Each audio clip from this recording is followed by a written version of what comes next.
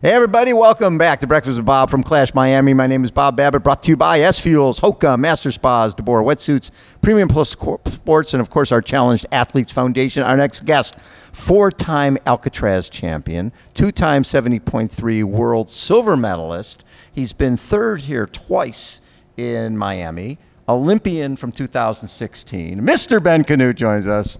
How you doing, buddy? Good, Bob. How are you? I'm wonderful. It's good to be back at the track. It's you love this place. I do. I think racing on a racetrack like this is super cool and unique. And, you know, the dream one day is to have all of these stands back here filled up. How cool would that be? Oh, it'd be great. I mean, we love the noise. We love it. It'd be a little bit like Roth in America, you know? And, yeah, I think it's got a venue with so much potential, and it's awesome to have the T100 here.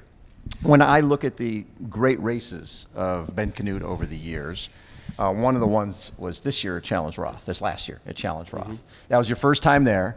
Yep. And we're talking, when you have splits like 46, 36, 410, 17, 237, 18, 737, 01, the thing that you don't expect is a 3 next to that. You expect that you're winning and you're doing laps around the finish oval before other people are showing up.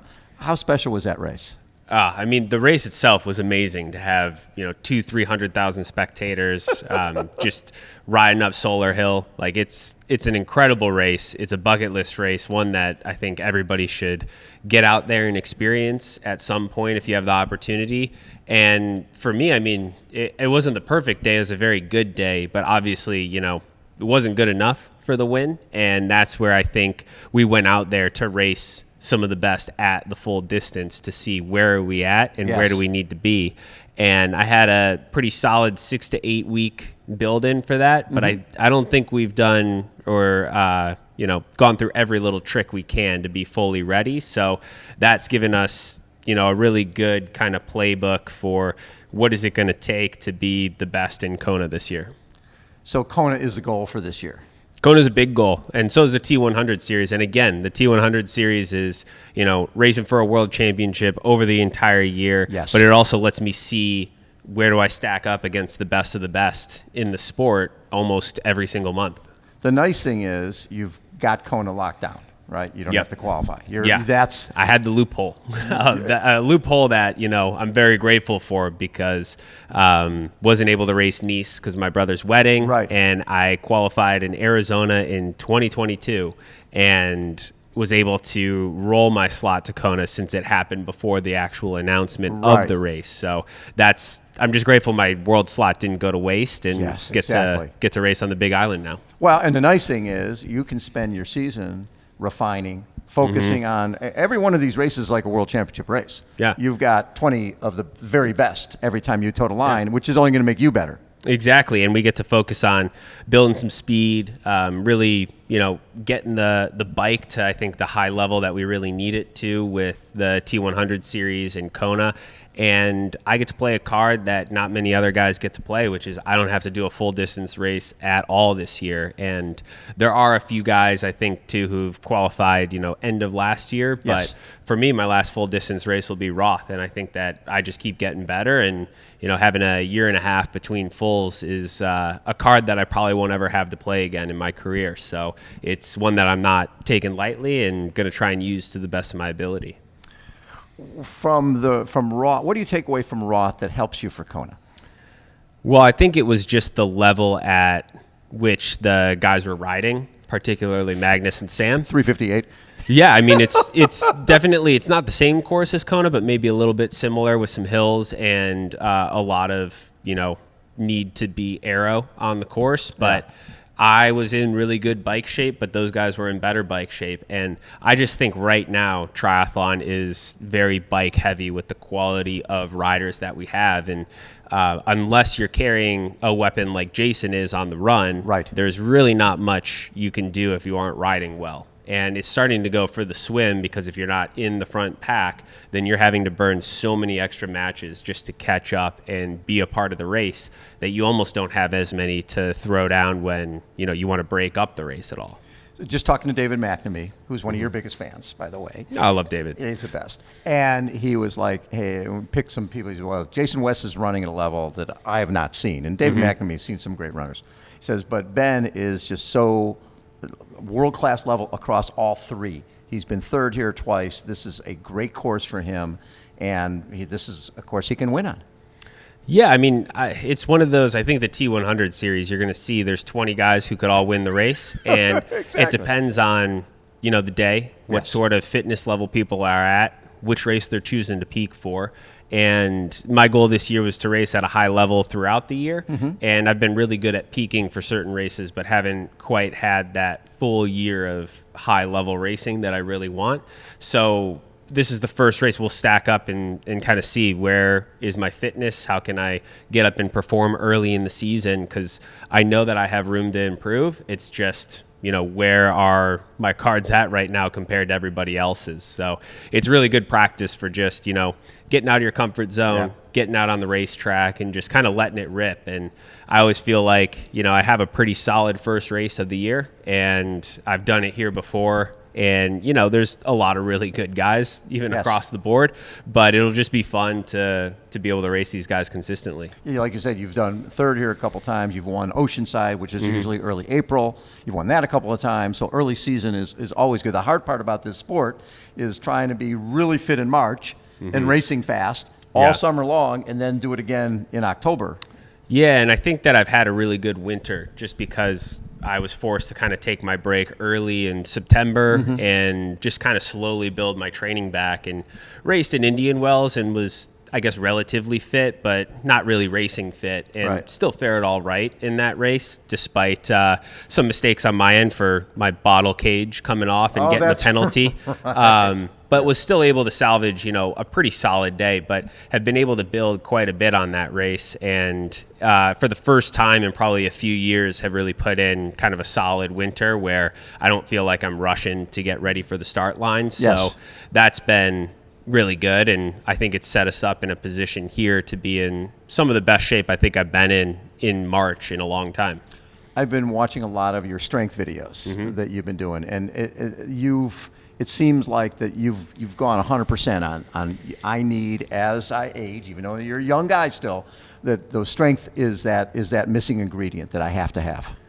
Yeah, and we're at a point now where I can actually kind of lift heavy and build some power. I think that a lot of people feel like I don't need to add in strength, and I was one of them before working with Matt Pendola, and it was, strength is secondary or tertiary in triathlon, but really the way that I view it, and I want to come up with a different name for what Matt does, because strength is just so basic and boring, and everybody tries to sell their strength program, and it almost feels like a cliche word at this point for what he does, because we have worked on making the body move more efficiently, and what our strength work does and what the foundation we've done is it makes my swim, bike, and run even more efficient and able to be faster throughout the entire day. So yes, we're going to build some power on the bike, but really it helped me, change my bike form, my bike fit. It helped me change my run form and keep it together. So it's almost like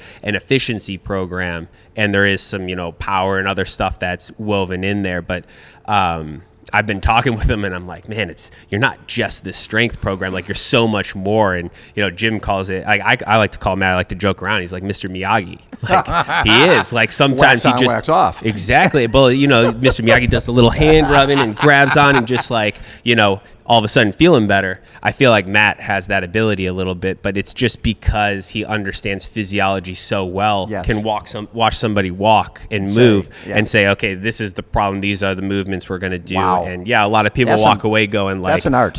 Oh yeah. He's a strength guru. I like to call him. He's a master basically. So he's been an important part of the team. When I look at your career and just some of the moments that stick out to me, when I look back at the ITU Grand Final 2015, Mario Mola, Javier Gomez, all this great field there, and who's taken off at the front is Ben Kanute. Now, you ended up not holding off the front, but you still ran. You put yourself out there to potentially win the race. You did the same thing in Chattanooga. You did the same thing in St. George with Christian Blumenfeld, right? That's sort of a pattern where we've seen a lot of people who they'll ride their way, they'll run their way up to 7th or 8th, and they're sort of happy with that. You're a guy who's always like, I don't know what I can get out of this, but I'm going for it. You've never hesitated. The moment has never scared you. No, and I mean, if you want to be a racer, you got to go and take it. And I think that all of those races were kind of a period at the end of, kind of a period of trials, even in my career, of trying to like make it back or just starting some momentum in racing. And that's when I was able to really race free as well. And that's what I've been focusing on for the past couple of years, is to just, race free, just have fun with it. Yes. I mean, at heart, we're all entertainers. We want to put on a good race and make it exciting.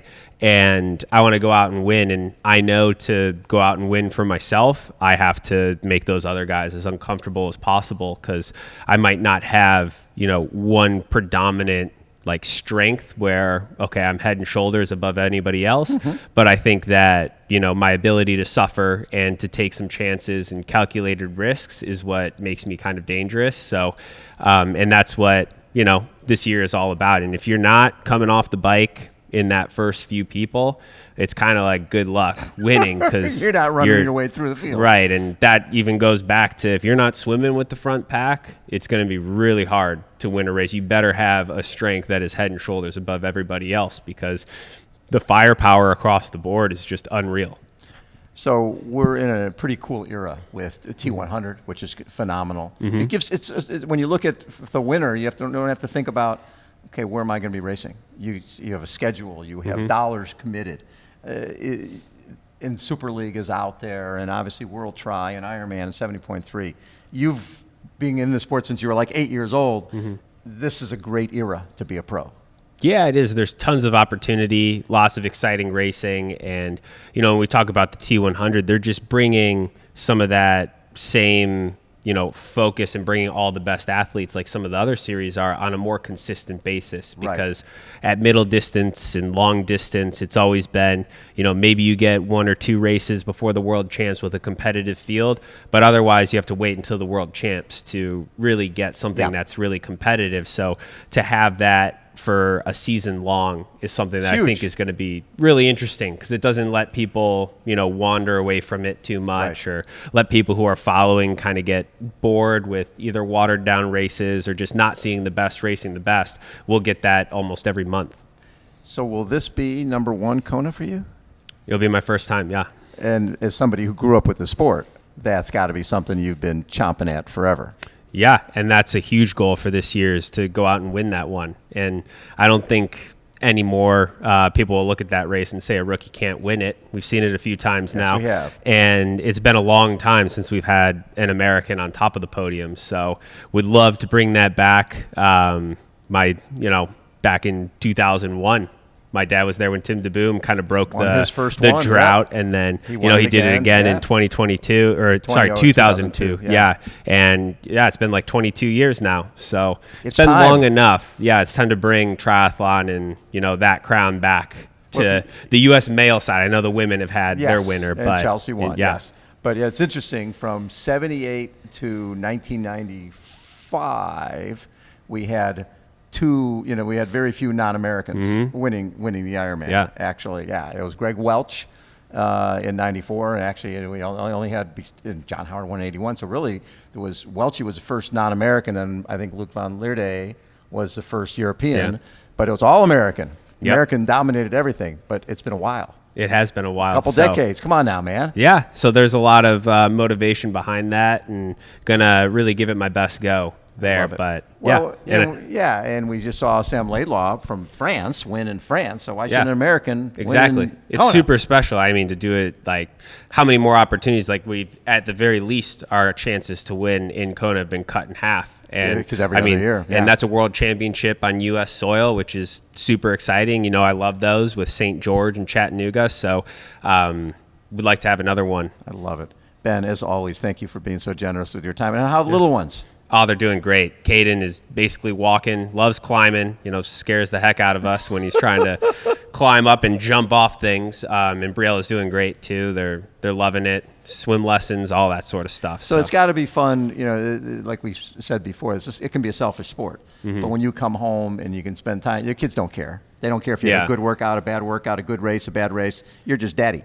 Yeah, exactly. And it's nice to have, that little bit of time away from the sport to let you recharge because, you're always doing other things when you have kids to kind of take your mind off the sport a little bit. And it allows me to be even more focused when I take the time and I'm training hard and racing hard. Love it. Ben, congratulations on everything you've accomplished so far. And I can't wait. This season's going to be great for you. Thanks. I appreciate it. And I think so too. Looking forward to it. Ben Kanute has been our guest again. Breakfast with Bob, Clash Miami. Hold on, everybody. We will be right back.